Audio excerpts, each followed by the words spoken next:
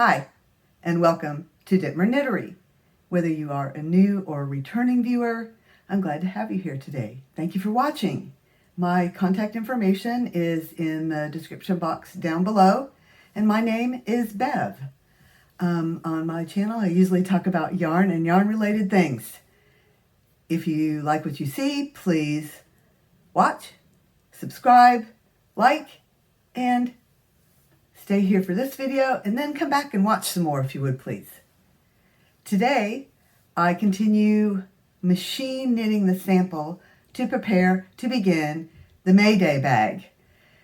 As you can see, there's quite a lot of preparation before the project actually begins.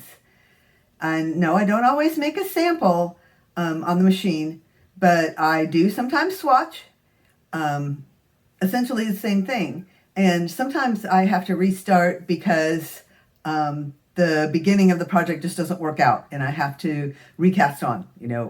I get a snag or a knot or something just doesn't work out and I have to start over. So there is quite a lot to actually getting started, getting the project going on the machine. I hope you've been watching, and if not, that you'll go back and watch some previous videos. In this video, I will show on the knitting machine my flatbed silver reed LK150 knitting machine. I will show knitting. I will show picking up some stitches at the beginning edge. This is in preparation to work on the piece off of the machine. I will show increases and decreases on the machine, and I will pick up then the stitches at the other end of the work, at the end piece of the work, to take the piece off the machine. And I have that video ready for you, so let's watch. I may have said that I would wait until I was doing it on the bag to show you how to pick up these stitches to remove the beginning waste yarn and ravel cord, but I'm doing it right here on this small piece and wanted you to see how I'm picking up these stitches.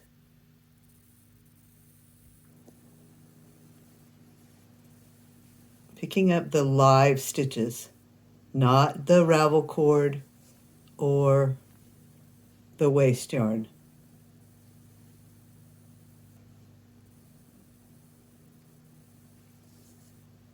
All the way across. And when you're finished, you should have as many stitches as you cast on. So I cast on 20 stitches. And so I should have 20 stitches that I've picked up here. And, that's just the way you check and make sure you've gotten them all. 20.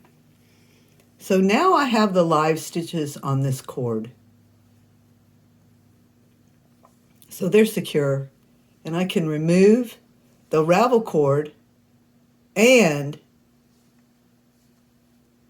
the waste yarn.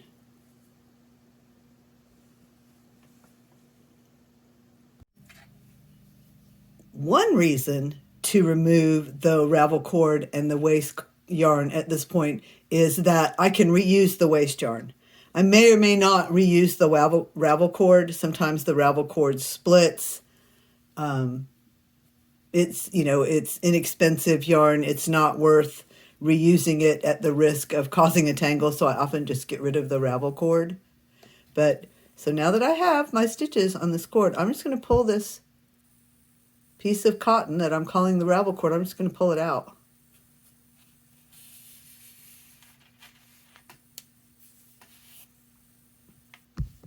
That releases the waste yarn, and it comes off too. So now I have knitted stitches on my circular knitting needle.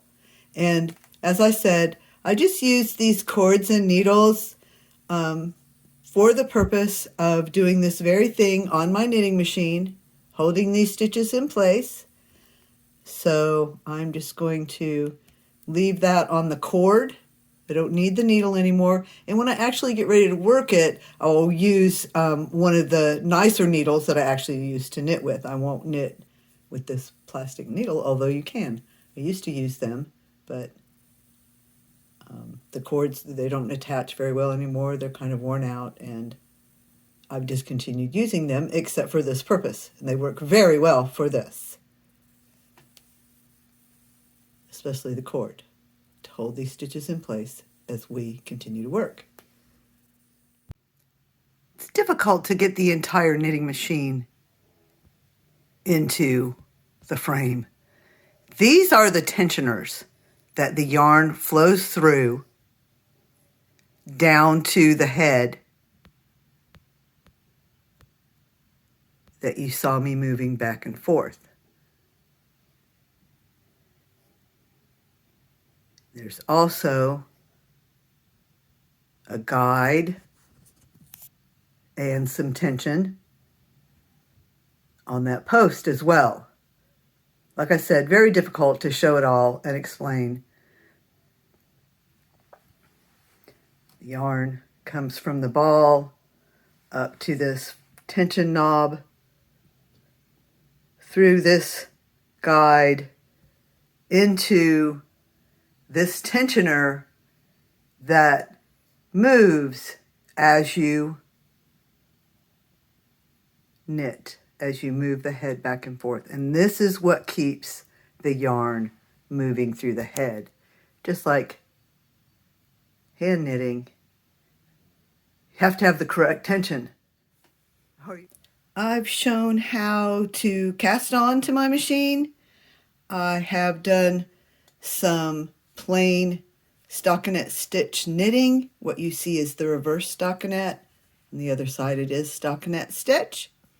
I've shown how to remove the waste yarn and the ravel cord so that your stitches are on a stitch holder or a cord or a circular knitting needle ready for knitting when you get to that point.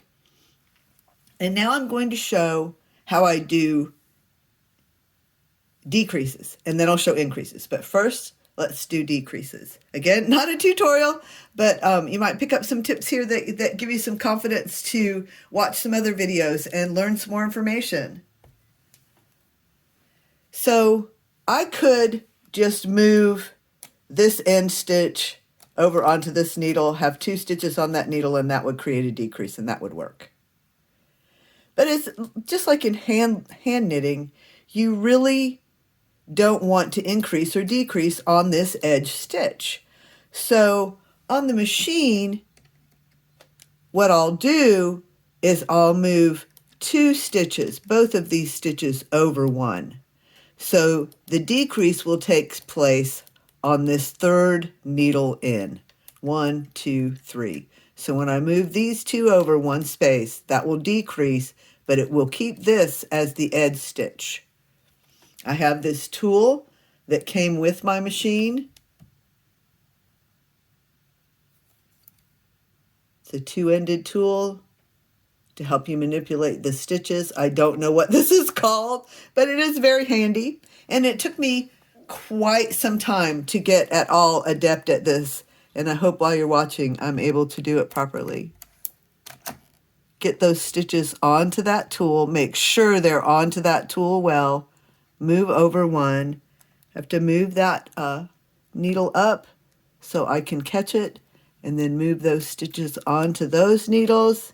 And I have decreased successfully. So now there's 2 stitches on that needle, there's 1 stitch on this needle, and there's a total of 19 across instead of 20. And I'll decrease over on this end as well. And then I will knit a couple of rows and show you that again, and then I'll show you the increase, which of course is quite similar. Well, I can't knit a couple of rows because I see now that I think I have my camera right in the way. Let's see if we're able to knit. So I knitted a row, but I hit the camera and everything went wobbly, so I might cut that part out.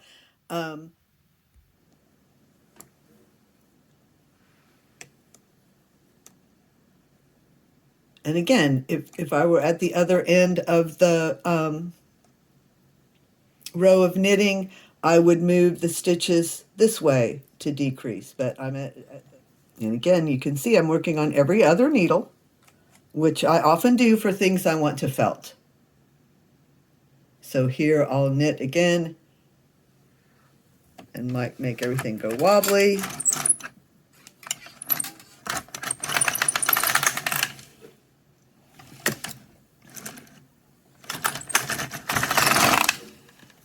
And now I'll just do an increase to show you that. And like I said, it's quite similar. Again, we could just move this stitch over to the next hook. That would create a decrease, but it would also leave a gap, a hole there. So I'm going to move this stitch over one.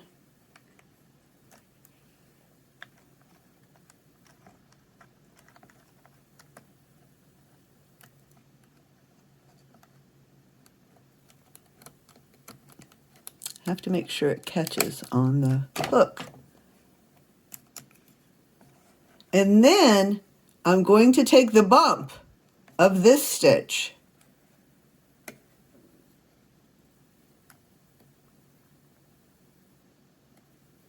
and usually it's quite easy to just slip your tool in there and catch that bump, and I'll move it to this stitch. So now I have increased and I still have a stitch on every hook. I'm not leaving a gap. If you wanted to, you could. It's a way to create lace. But I hope you're able to see that a little bit, and I'll show it again when I'm doing it as I'm actually making the bag. But like I said, I'm going to make this little sample and show you just some different techniques as I've already done. The next thing will be to add the ravel cord and the waste yarn to remove the piece from the machine. And I'm sure every once in a while you hear my air conditioner come on in the background. It is summer in Georgia. It's probably close to 100 degrees. So I've been trying to keep the air conditioner from coming on while I'm working, but every once in a while that does happen. Here's a nice close-up view of the work on the machine. You can see the stitches on each hook and the work progressing from the machine.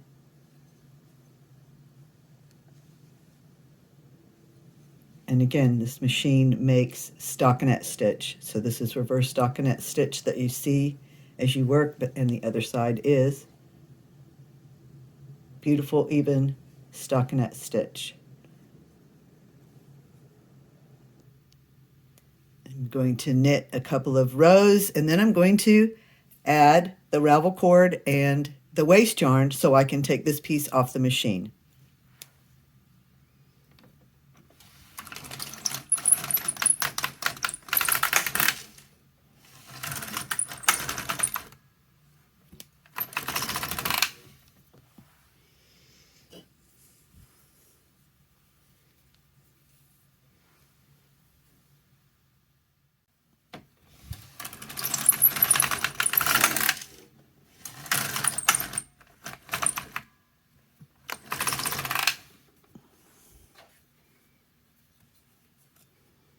Move my weights up every few rows. And now I'm going to take this smooth, thin yarn that I'm calling the ravel cord, and you can use just about anything that's a smooth, thin yarn. It's just going to create a row, one row of stitches between your working yarn and your waste yarn. And I'll take out the working yarn from the machine.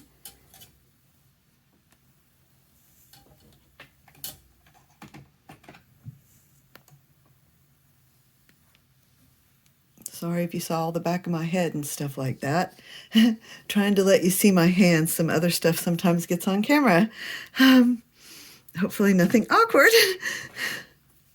So with the ravel cord, you don't have to thread it through the machine because it's just going to be, you don't have to thread it through the tensioner because it's just going to be the one row, but I do thread it through the head of the machine and just hold it in place between my fingers as I make that one row.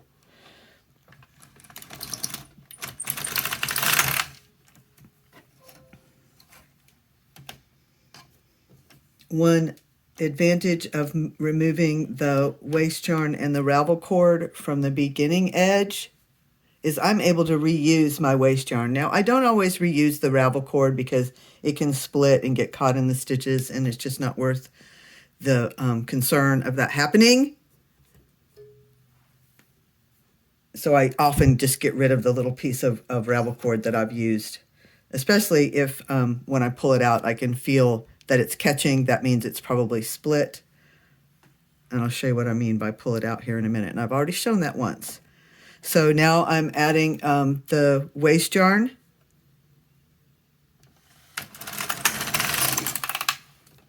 Just knits right in there.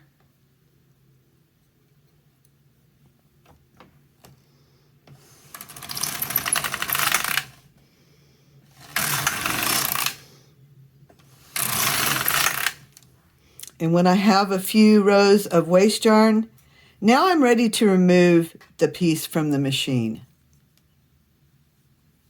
And to do that, take the weights off because it is just going to fall right off of the machine. When I take the yarn out of the head and pass the head over this piece of work with no yarn in the head, the piece is just going to come right off the machine.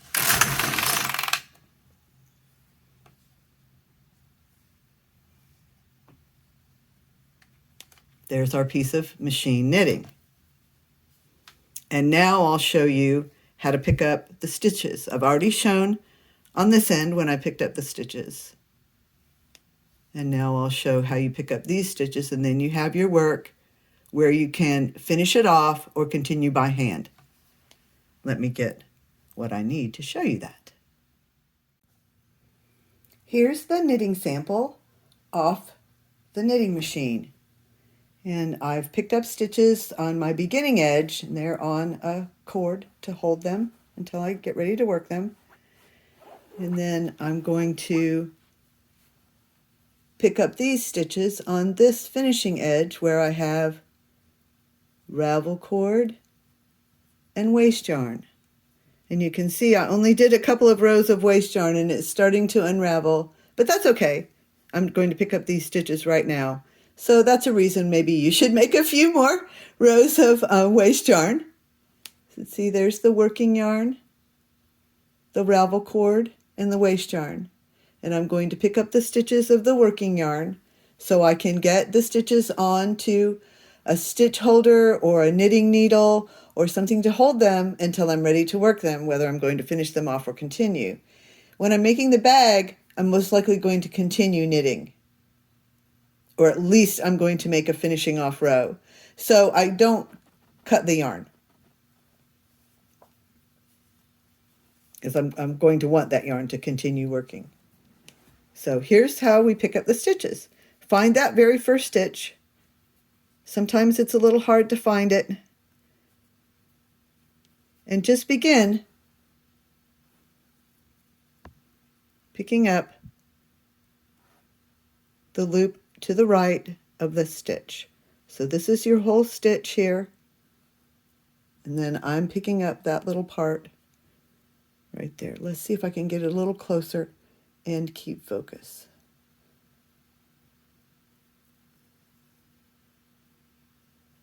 And it is 2 strands of yarn, the yellow and the blue, or green and blue.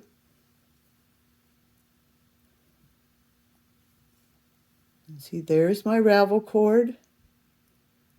There's my waste yarn, and this is the stitch of my working yarn. And you pick up the one loop. This is this whole stitch. There's the stitch below it. Pick it up just like that.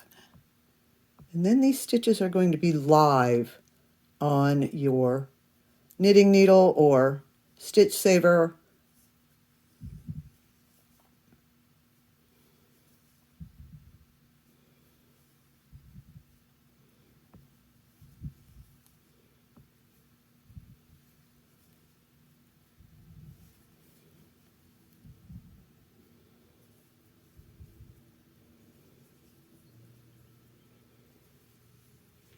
And now I'm ready to remove the ravel cord. And you pull it from this side. If you try to remove it from this end, it won't work. You'll be able to tell it won't move. It won't pull out.